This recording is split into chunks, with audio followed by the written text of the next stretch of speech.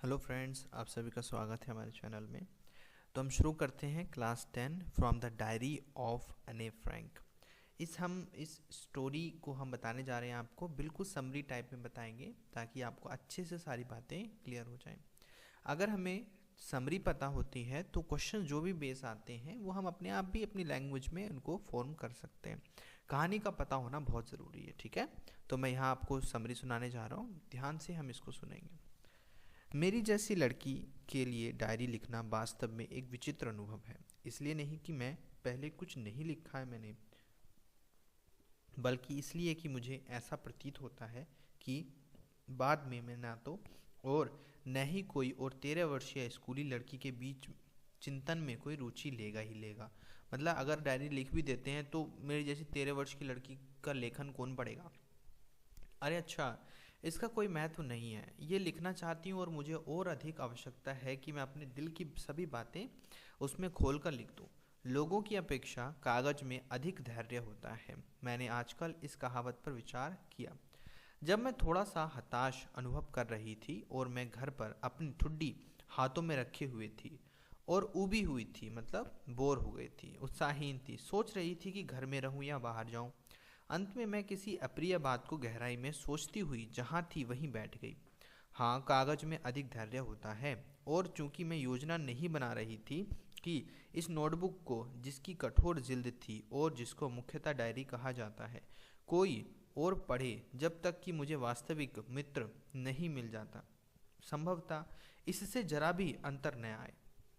अब मैं इस बिंदु पर वापस आती हूँ जिसने मुझे सबसे पहले डायरी रखने के लिए प्रेरित किया।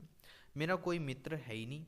मुझे इस बात को और स्पष्ट से कहने दीजिए, चूँकि कोई विश्वास नहीं करेगा कि ऐसा 13 वर्षीय लड़की संसार में पूर्ण रूपेण अकेली है।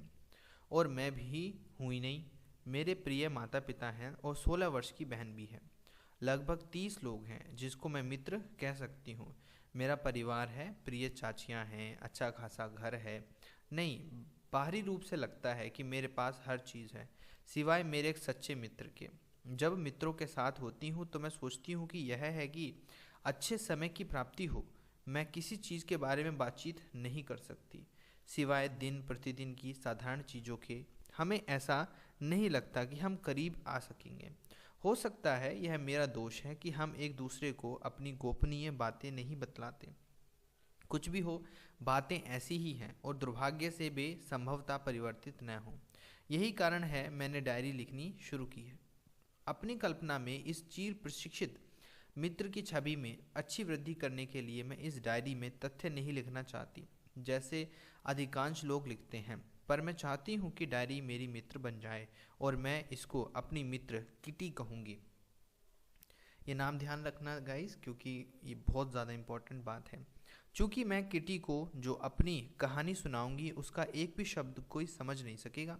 यदि मैं सीधे बात कहूँ, बेहतर यह होगा कि मैं अपने जीवन के बारे में संक्षेप में बताऊँ। ज़्यादा लिखना मुझे पसंद नहीं है। मेरे पिताजी, जिनसे अधिक अच्छे पिता की कल्पना नहीं की जा सकती, ने 36 वर्ष की आयु में मेरी माता, जो उस समय 25 वर्ष की थी, से विवाह किया था। मेरी बहन मार्गोट 1926 में जर्मनी फ्रैंकफर्ट में उत्पन्न हुई थी। मैं 12 जून 1929 को उत्पन्न हुई थी। मैं 4 वर्ष की आयु तक फ्रैंकफर्ट में रही। मेरे पिताजी 1933 में हॉलैंड में रहने चले गए। मेरी माता एडिथ हॉलैंडर फ्रैंक मेरे पिता के साथ सितंबर में हॉलैंड गईं, जबकि मार्गोट और मुझे हमारी दादी के पास रहने के लिए आचन भेज दिया गया। मार्गोट दिसंबर में हॉलैंड गई और मैं फरवरी में गई, जब मैं मार्गोट के जन्मदिन के उपहार के रूप में पटक दी गई। मैंने सीधे मॉन्टेसरी नर्सरी स्कूल में पढ़ाई करनी शुरू की। मैं वहाँ 6 वर्ष की आयु तक रही। उस समय मैंने पिछली कक्षा में पढ़ाई शुरू की थी पहली कक्षा में पढ़ाई शुरू की थी। छठी कक्षा में मेरी अध्यापिका श्रीमती कुप्रस थी, जो प्रधान अध्यापिका थी, हेडमिस्ट्रेस। वर्ष के अंत में हम दोनों ने एक दूसरे को अश्रुपूरित विदाई दी। सन 1941 की ग्रीष्म में दादी बीमार हो गईं और उसे ऑपरेशन कराना पड़ा। अतः अंत में मेरे जन्मदिन पर कोई खुशी नहीं मनाई गई। दादी जनवरी 1942 में मर गईं। कोई नहीं जानता मैंने उनके बारे में कितनी बार सोचा और मैं अब भी उससे प्रेम करती हूँ। हम चारों अब भी ठीक चल रहे हैं और अब मैं वर्तमान तिथि 20 जून 1942 और अपनी डायरी का उदात्त रूप से लेखन कार्य प्रारंभ कर रही हूँ। शनिवार 20 जून 1942। प्रिय किटी, हमारी पूरी कक्षा डर के मारे कांप रही है। स्वाभाविक रूप से कारण है आगे आने वाली बैठक, जिसमें अध्यापक निर्णय लेंगे कि किसको अगली कक्षा में भेजना चाहिए और किसको उसी कक्षा में रोका जाए। आदि कक्षा शर्त लगा रही है। जी एन और मैं अपने पीछे बैठे दो लड़कों सी एन और मैं जैकीज पर मूर्खों की तरह हंस रहे हैं। उन्होंने छुट्टियों के लिए की गई बातचीत को शर्त पर लगा दिया है। सुबह से रात तक यही चलता रहता है। तुम पास हो जाओगे। नहीं, मैं पास नहीं होऊंगा। हाँ, तुम पास हो जाओगे। नहीं, मैं पास नहीं होऊंगा। यहाँ तक कि जी की निवेदन भरी नज़रें और मेरा जोर का ठहाका उनको शांत कर नहीं कर सका। यदि आप मुझसे पूछें कि इतने अधिक वृद्ध बुद्ध हैं कि लगभग चौथाई कक्षा को उसकी कक्षा में रोक देना चाहिए, पर पृथ्वी पर अध्यापक ऐसे प्राणी हैं जिनके बारे में कोई भविष्यवाणी की नहीं जा सकती। मैं अपनी सहेलियों और अपने बारे में इतनी चिंतित नहीं हूँ। हम पास हो जाएंगे। एकमात्र विषय जिसके बारे में मुझे यकीन नहीं है गणित। कुछ भी हो, हम प्रतीक्षा करने के लिए अतिरिक्त कुछ नहीं कर सकते। तब तक हम एक दूसरे को कहते रहें कि धैर्य न खो। मेरी सभी अध्यापकों से अच्छी बनती है। वे 9 हैं, 7 पुरुष और 2 महिलाएं। श्री किसिंग जो पुरानी दक्यानूसी हैं और वह हमें गणित पढ़ाता है, बहुत समय से मुझसे नाराज है क्योंकि मैं बहुत बात करती हूँ। अनेक चेतावनी के बाद उसने मुझे अतिरिक्त गृह कार्य दिया, एक निबंध जिसका शीर्षक था एक बातूनी।